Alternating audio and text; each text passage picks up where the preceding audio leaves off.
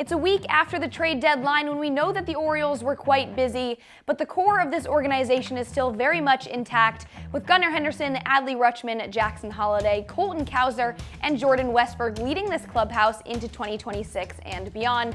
So I'm going to do a deep dive into some MLB Statcast numbers on some of those core players, as well as some figures from Duke Hill at Prospect Savant on two AAA Norfolk guys that could enter this MLB fold very soon. I'm Annie Klaff, and this is Annielytics. Let's dive right in.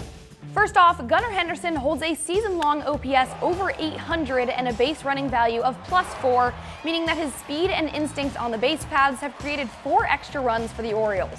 That value sits in the top 5% of all MLB. But some of the more underlying metrics to his game are just as impressive, specifically a trio of them that all sit in the 92nd percentile. That's his average exit velocity of 92.8 miles per hour, a hard hit rate just over 52%, and a bat speed that's roughly 75 miles per hour. Swinging the bat harder and hitting the ball harder are pivotal to the production and power we've seen from Henderson this season and in years past. Looking at this zone breakdown, the lefty bat has the most success with hard contact up and away and low and in. Those are the two squares in the strike zone with an average exit velo greater than 99 miles per hour off the bat. Now, I also mentioned Adley Rutschman, who's another key piece to this Orioles core, but he demonstrates a different kind of Statcast profile. Adley came back from the injured list on July 28th and since then has been batting .314, slugging .514, and an OPS over 850 in that 9-game span. His numbers in the red, meaning those in top percents of the majors, have to do with his plate approach. Here's what some of those statistics look like compared to his 2023 All-Star season.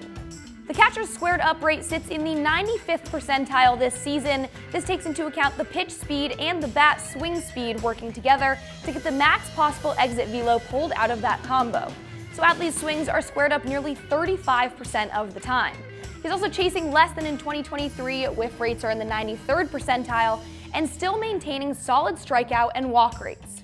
But now that I've detailed guys who are already key components to this Orioles team, I'd also like to focus in on two guys who could be making their debuts soon, just given how they performed in AAA and with some new space here at the big league level. The first one is Basallo, who's the #1 Orioles prospect. And for the 20-year-old, it's not a matter of if he makes contact, it's about when, because the power here is ridiculous. Prospect Savant notes that the catcher and first baseman is in the top 1% of all AAA players for max exit velo with 115.9 miles per hour. Now, for context, Shohei Ohtani's max exit velocity this season is in the top 1% of all MLB with 117.9. Basallo also averages 94.2 off the bat, but when we look at his zone breakdown from MLB Statcast, the most damage is done up in the zone. The damage is absurd all over, but you can also see a 98.5 mile per hour average up and out of the zone. There's no doubt for me that this hard contact will translate in the big leagues when he gets his time. Finally, Basallo's barrel rate is in the top 2% of AAA, indicating that he reaches the optimal combination of exit velo and launch angle just over 21% of the time. Ohtani's barrel rate is 22%. And to close things out here on Annielytics, we're going to tap into Dylan Beavers' metrics down with the Norfolk Tides this season. The 6'5", 206-pound outfielder has posted a .961 OPS, making a very strong case for his promotion. Tides manager Tim Fedorovich noted a couple of months ago that one of Beavers' adjustments at the plate this year was being more aggressive and less passive, which has helped with hitting the ball harder, but his plate discipline is still worth highlighting.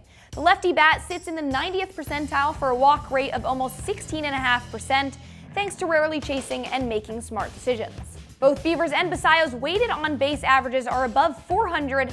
WOBA tracks how a player reaches base not just if they do, so walks are included, and a certain value is assigned to each method of reaching base. So despite some difficult pills to swallow at this year's trade deadline, it'll be very exciting to watch this young, talented core at the big league level perform with a guy like Basallo, Dylan Beavers, and some other guys who could make their debut in 2025.